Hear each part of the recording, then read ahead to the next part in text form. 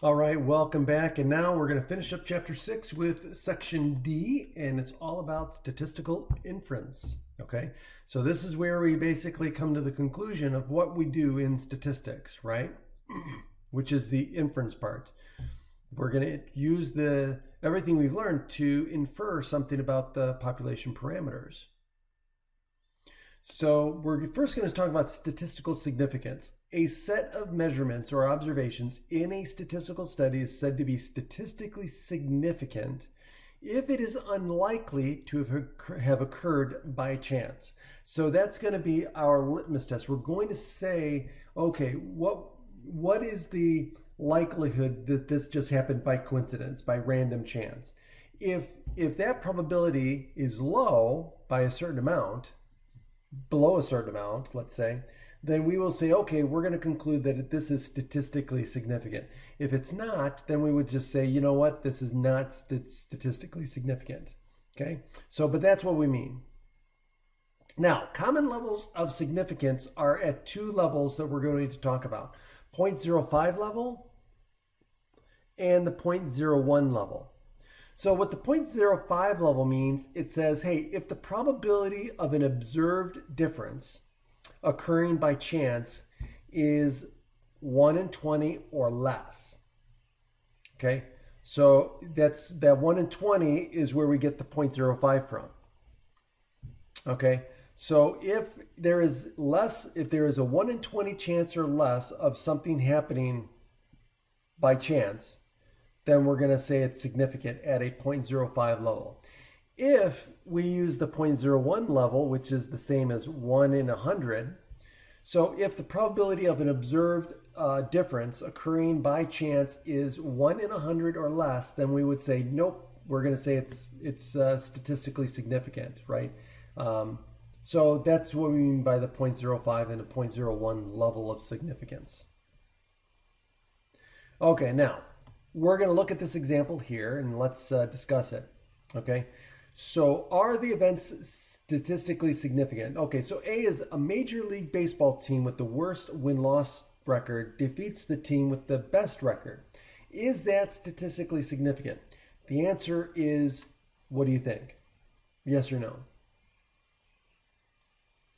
The answer is no, it's not going to be statistically significant. Even though maybe it's unlikely that a team with the worst record beats the team with the best record, it's not out of the realm of possibilities. It's not so rare that we would question whether, if it did happen, right? Because we all know and can think of examples of when the underdog won, right? We all know cases in sports where the worst team beat the best team.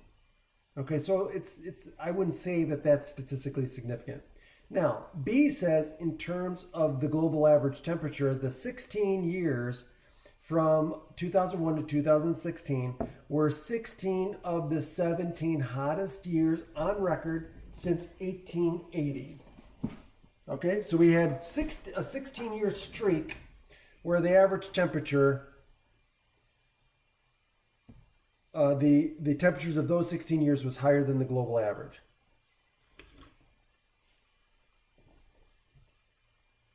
So now, is that going to be statistically significant? That could be. Okay? So having 16 of the 17 hottest years on record in a single 16-year period is a statistically significant event. Because if you think about all of the 16-year periods going from, what was it, 1880? Yeah, since 1880, that's quite a bit. So the chance that those years are among the hottest of this, the 17 years. Now, it is unlikely as long as we assume that years are independent of each other, right? Okay. Now, whether this is proof of global warming or not, I would leave that to debate.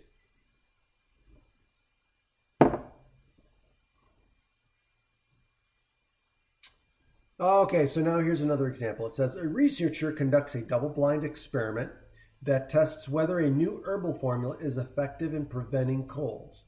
During a 3-month period, the 100 randomly selected people in a treatment group take the herbal formula, while 100 randomly selected people in a control group take the placebo. Now it's double-blind, so nobody knows what they're getting. The results show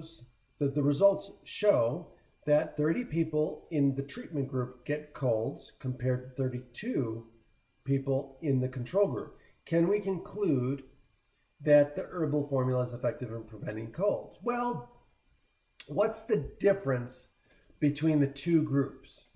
We have 30 people that got colds in the treatment group, 32 people in the control group, right? So 30 people in the group that got the herbal the herbal formula versus 32 people in the control group that got colds. So that's a difference of 2 people, right? Is that going to be statistically significant? Probably not, right? That difference, I mean, that difference could be due to random chance, right? That's the point we're making with those significance levels, right? Could the difference be due to random chance? If the probability of that difference being due to random chance is low enough, we're going to say, you know what? The probability of that being due to chance is so low, we're going to say that there's something significant here, okay? Now, what they say is whether a person gets a cold during any 3-month period depends on many unpredictable factors. Therefore, we should not expect the number of people with colds in any 2 groups of 100 people to be exactly the same. So that's my point, right? There's going to be natural variation among groups. In this case, the difference between 30% and 32% is only 2% and could be explained by just random chance or, random variation among proportions of people that get colds. So we would say that this is not statistically significant.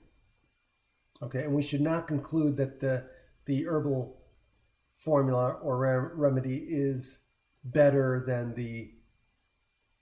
what they're using, I guess. All right, now let's talk about margin of error and confidence intervals, okay? Now we talked about this a little bit before, now we're gonna go a deeper dive. So it says, suppose you draw a single sample of size n from a large population and measure its sample proportion. So now we're going to talk about proportions. The margin of error for a 95% confidence interval, right? For 95% confidence, that's what we're going to use. The margin of error is given by the approximation of 1 over the square root of the sample size. That's what we use for margin of error. Okay, then what we're going to do is we're going to take that margin of error and we're going to add and subtract the margin of error from the sample proportion to find our confidence interval, and that would be a 95% confidence interval. Now notice that as the size of the sample increases, the margin of error will decrease, right? Because, as n increases, right? The fraction, the denominator increases, which means the fraction is getting smaller. So just remember 1, 1/2, 1/3, 1/4, right? So you notice as the denominator gets bigger, the fraction itself is getting smaller. So in this case, as the sample size increases, the margin of error gets smaller. Now let's look at this example here. So let's go back to our unemployment rates. Remember, we said that we took a random sample of 60,000 people, right? So the Bureau of Labor Statistics finds that 3,420 unemployed people in a sample of n equals 60,000 people. Estimates, it says estimate the population unemployment rate and give a 95% confidence interval. So right away, I'm going to call this p hat. So the sample proportion is p hat. And so how do we calculate a proportion? It's the proportion of the total. It's how many people out of a total fit the criteria, right? So in this case, how many people out of the total were unemployed. So it'd be 3,420 over 60,000. Okay, that's going to be the sample proportion. And then, of course, the margin of error is going to be 1 over the square root of 60,000 people, because that's the sample size. And so now we've got our sample proportion and we've got our margin of error. And so all we have to do is we just need to calculate the endpoints using this formula, right? We're just going to add and subtract the margin of error from, to and from the sample proportion. Okay, so we get 0.057 for our sample proportion, our p hat, right? Call it p hat because it's got a little hat on it.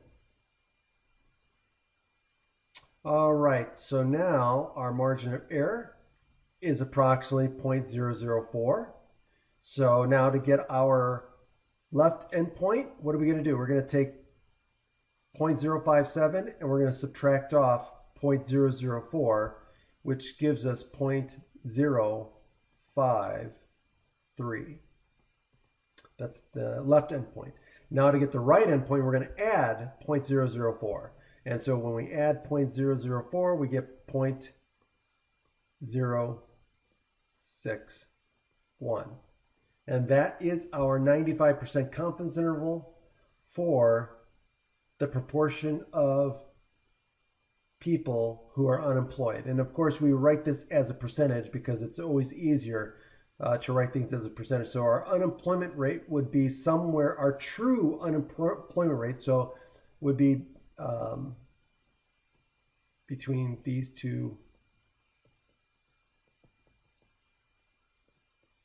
percentages. So in other words, the way we would interpret this is we would say, okay, we're 95% confident that the true unemployment rate for people in the United States is going to be somewhere between 5.3% of the population and 6.1% of the population.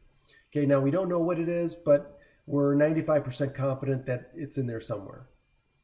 There's a 5% chance that we're wrong, but that's the whole purpose, right? So we want to be as confident as we can. This is what we use for 95% confidence intervals for proportions, okay? And that is the most common confidence level that we use. All right. So now we're going to move on to hypothesis testing. Now, hypothesis testing is where we test a claim about a population parameter, right? So there's a claim made about either the mean or the proportion. And so what we do is we set up a hypothesis test to see whether there's evidence to support that claim or not. This is exactly what we do in all of the hard sciences when it comes to the scientific method. We do an experiment. We collect data. We analyze the data. We use that data to find out whether there's evidence to support some claim. Okay, so now, when we start with the hypothesis test, there are two hypotheses that we have to start with. One is the null hypothesis. The null hypothesis is always the one that claims that there's no difference. There's no difference at all.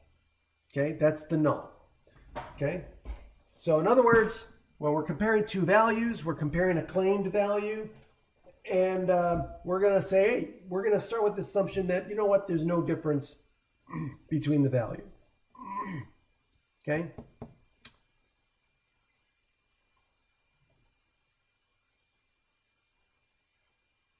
Okay, and then of course, then there's the alternative hypothesis, which we'll get to in a moment. So the null hypothesis always takes the form of the population parameter equals the claimed value. So again, we assume that it's equal to, there's no difference. Okay? The alternative hypothesis is that there is a difference.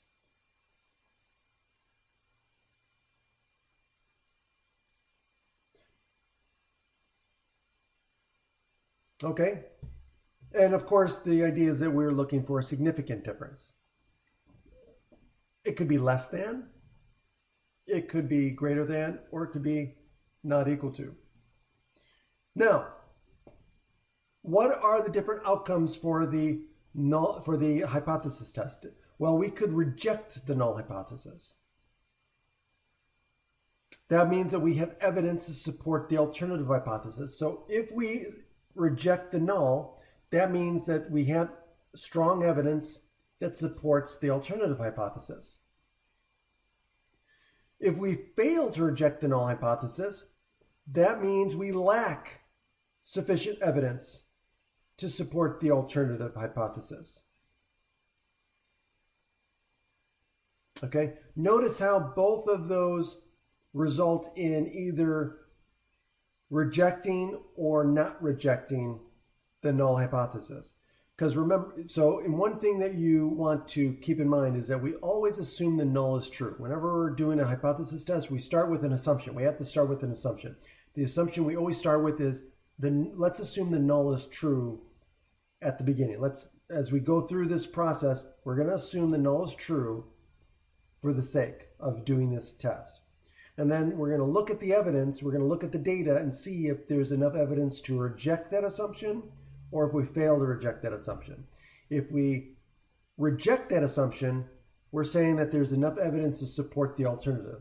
If we fail to reject the null, then we are saying that there is not enough evidence to support the alternative. All right, so let's look at this example here. We've got this product called the gender choice product, okay? And this gender choice product is claiming that they can increase the proportion of girls, right? So basically it can, it says that it can increase the proportion of girls born, right? So it can increase your chances of getting a girl.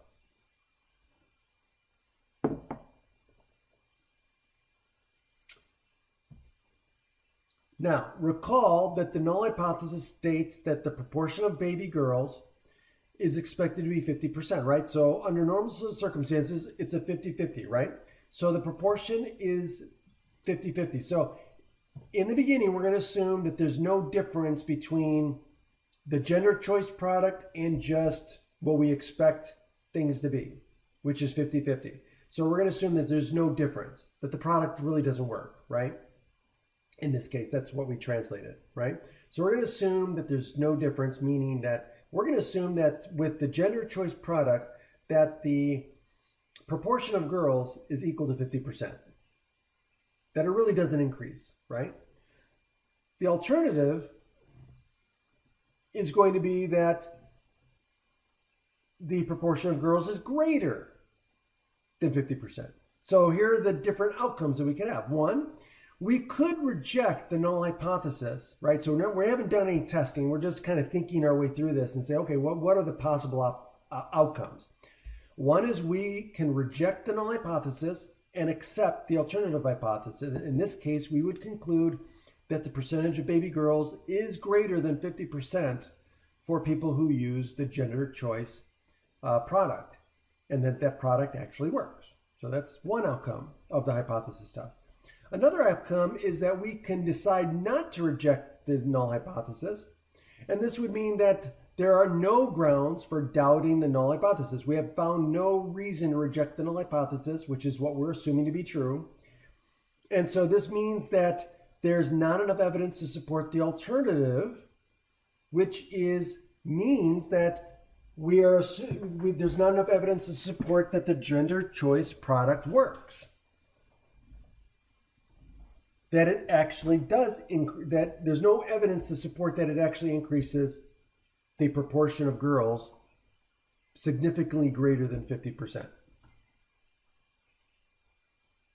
All right, now, hypothesis test decisions.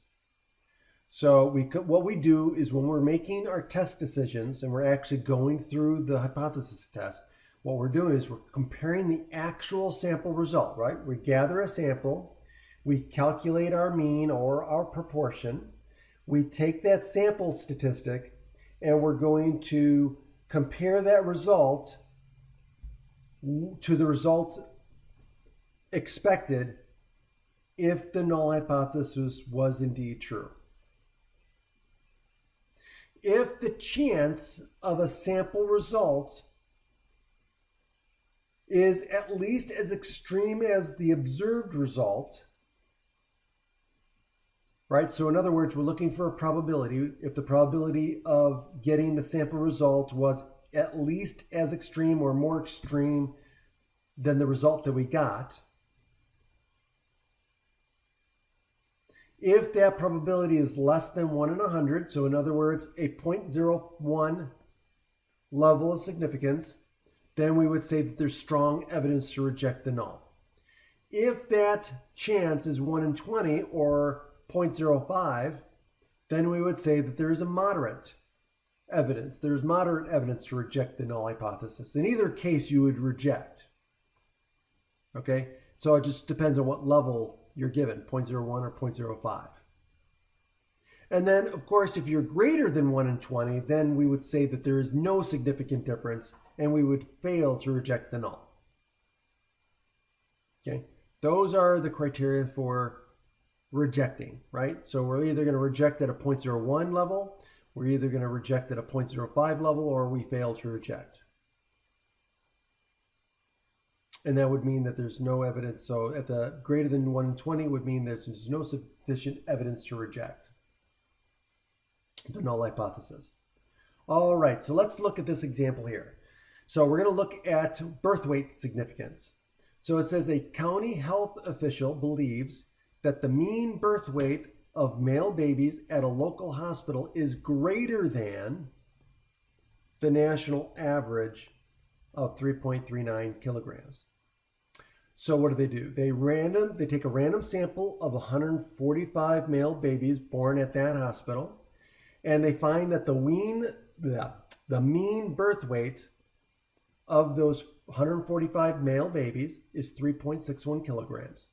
Now assuming that the mean birth weight of all male babies born at the hospital is equal to the national average.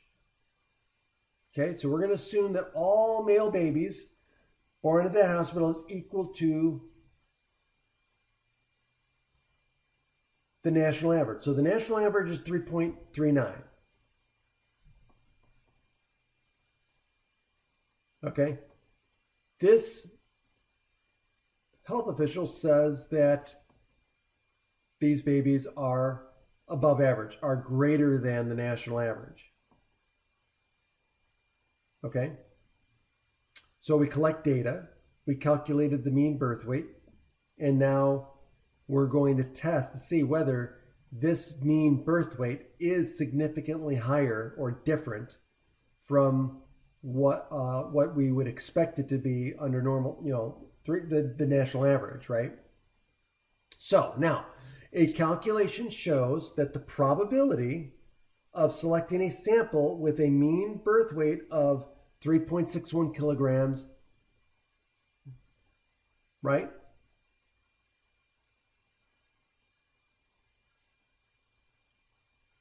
Or higher, right? Because we're talking about greater than. So the probability of selecting a sample with a mean birth weight of at least, right? So 3.61 kilograms or higher is 0.032. So there's our probability. That's our chance. So it's a probability of 0.032. Now all we have to do is compare that number, that probability, to our significance levels, 0.01 and 0.05. Okay, and so let's do that. So the null hypothesis is the claim that the mean birth weight of all male babies born at that hospital is the national average. So remember, it starts with equals. We're the mean, so the null is that the mean equals 3.39. The alternative hypothesis is that the mean is greater than 3.39. which is the claim. So now we found that the probability of getting that sample weight, that sample mean that we got of at least 3.61 is 0.0, what was it? 0.032. Yeah, 0.032. Our significance levels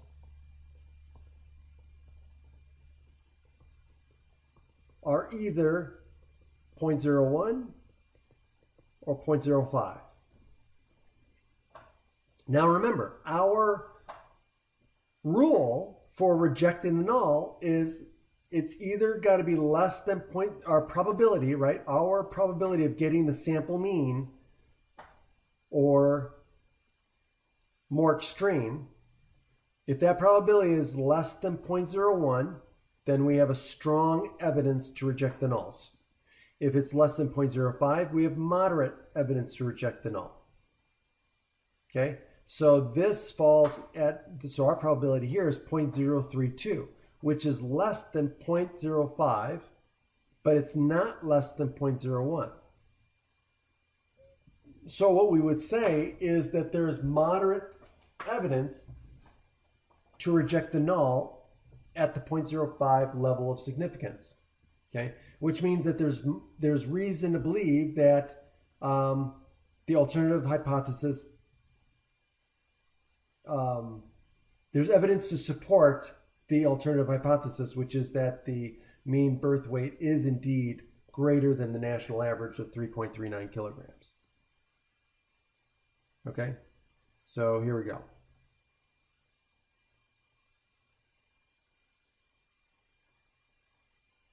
And that's it.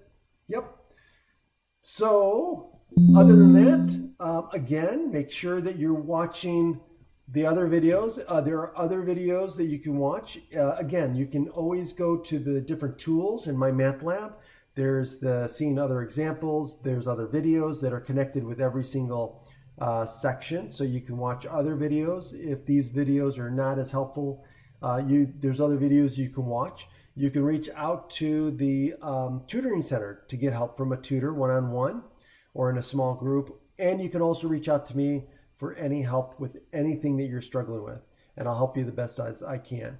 And also, you enjoy the rest of your day, and I'll see you soon. Take care.